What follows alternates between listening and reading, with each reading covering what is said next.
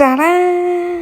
അതേ മക്കളെ, അതെ, കുറേ വർഷങ്ങൾക്ക് ശേഷം ഞാനൊരു വീഡിയോ ആയിട്ട് എത്തിയിട്ടുണ്ട്. മൊത്തം 3 ദിവസത്തെ ട്രിപ്പാണ്. അപ്പോൾ നമ്മൾ രാവിലെ തന്നെ വീസ്ബാഡനിൽ നിന്ന് സ്റ്റാർട്ട് ചെയ്യുന്നു. മെറ്റ്സ് വഴി പാരീസിലെത്തുന്നു. പാരീസ് ഒരു നൈറ്റ് സ്പെൻഡ് ചെയ്തതിന് ശേഷം അടുത്ത ദിവസം നമ്മൾ ബെൽജിയത്തിൻ്റെ ക്യാപിറ്റലായ ബ്രുസൽസിൽ വരും. അവിടുന്ന് നേരെ ഡുസൽഡോർഫ്, അവിടുന്ന് നേരെ വീസ്ബാഡൻ. ഇതാണ് പ്ലാൻ. അപ്പോൾ ഞങ്ങൾ രാവിലെ തന്നെ വീസ്ബാഡനിൽ നിന്ന് സ്റ്റാർട്ട് ചെയ്തിട്ടുണ്ട്. അത്യാവശ്യം നല്ല തണുപ്പുണ്ടായിരുന്നു, പക്ഷേ അതോടൊപ്പം തന്നെ നല്ല വെയിലും ഉണ്ടായിരുന്നു. അപ്പോൾ ഇത് രണ്ടും കൂടെ മിക്സ് ചെയ്ത് വരുമ്പോൾ ഒരു സുഖമില്ലേ, അതുണ്ട്. ആദ്യം നമ്മൾ പോകുന്നത് പാരീസിലേക്കാണ്. അപ്പോൾ ഞങ്ങളുടെ സ്ഥലത്ത് നിന്നും ടോട്ടൽ ഒരു 5 to 6 hours ഡ്രൈവ് ഉണ്ട്. ഒറ്റയടിക്ക് ഡ്രൈവ് ചെയ്യുക എന്നുള്ളത് ടാസ്ക് ആയതുകൊണ്ടും പപ്പയും മമ്മിയും കൂടെ ഉള്ളതുകൊണ്ടും അവർക്ക് അത്രയും നേരം ഇരിക്കാൻ പറ്റില്ല. അതുകൊണ്ട് തന്നെയാണ് ഞങ്ങൾ ഇടയ്ക്ക് സ്റ്റോപ്പ് ഓവർ ചെയ്യാമെന്ന് പ്ലാൻ ചെയ്തത്. ഫ്രാൻസിൻ്റെ ബോർഡർ എത്തിക്കഴിഞ്ഞാൽ അവിടെ നിന്നൊരു 1 hour ട്രാവൽ ചെയ്യുമ്പോഴേക്കും മെറ്റ്സ് എന്ന് പറഞ്ഞൊരു സ്ഥലത്തെത്തും. കയ്യിൽ നമ്മൾ ID കാർഡും പാസ്പോർട്ടൊക്കെ എടുത്തിട്ടുണ്ടായിരുന്നു. ഇൻ കേസ് അവർ ബോർഡർ കഴിയുമ്പോൾ ചെക്ക് ചെയ്താലോ.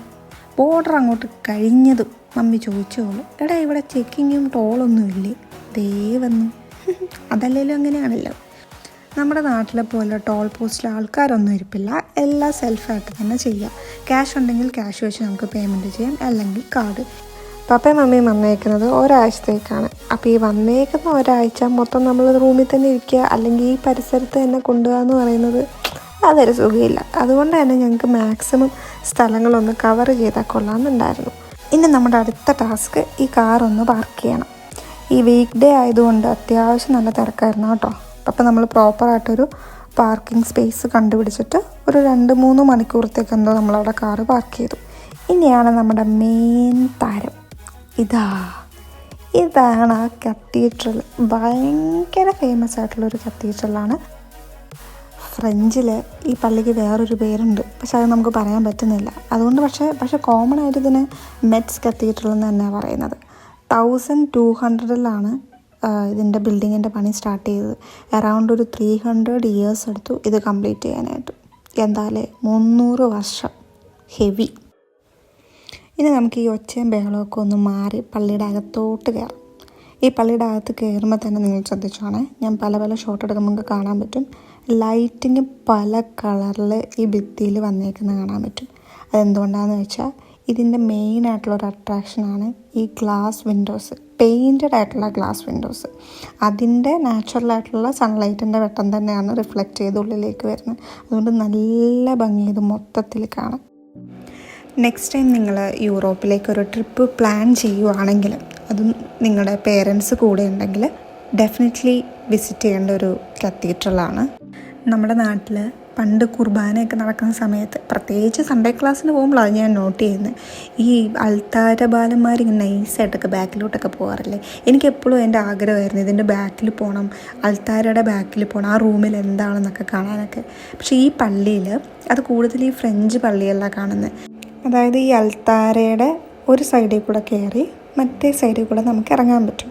അത് മെയിനായിട്ട് പറയുന്നത് കുർബാന ഇപ്പം നടക്കുമ്പോഴാണെങ്കിലും വിസിറ്റേഴ്സ് വരുമ്പോൾ അവർക്ക് കയറി കാണണം എന്നുണ്ടെങ്കിൽ കാണാം. അപ്പോൾ കുർബാനയ്ക്ക് തടസ്സമൊന്നും ഉണ്ടാവില്ല. പിന്നെ ഈ ഒരു ഏരിയയിലാണ് ഏറ്റവും പഴക്കമുള്ള പെയിൻറ്റഡ് ഗ്ലാസ് വിൻഡോസ് ചെയ്തേക്കുന്നത്.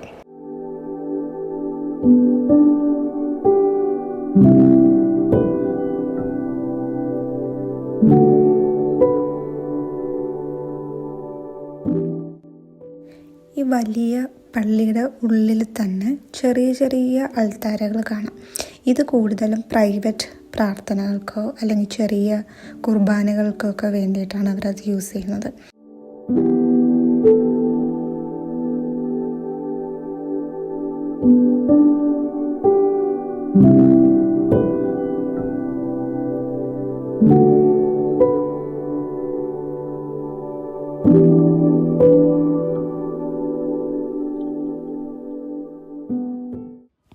ഈ കത്തീഡ്രൽ വന്നേക്കുന്ന സിറ്റിയിൽ തന്നെ ആയതുകൊണ്ട് നമ്മൾ പള്ളിയിൽ നിന്ന് ഇറങ്ങിയതിന് ശേഷം ജസ്റ്റ് അവിടെയൊക്കെ ഒന്ന് കറങ്ങി ഫുഡ് കഴിച്ചു. ഇനി ഇവിടെ മെയിനായിട്ട് വേറൊരു അട്രാക്ഷൻ കൂടെ ഉണ്ട്. ഡേയിലാണെങ്കിലും നൈറ്റിലാണെങ്കിലും ഫോട്ടോ എടുക്കാൻ പറ്റിയൊരു സ്പോട്ടാണ്. ഇതാണ് സംഭവം.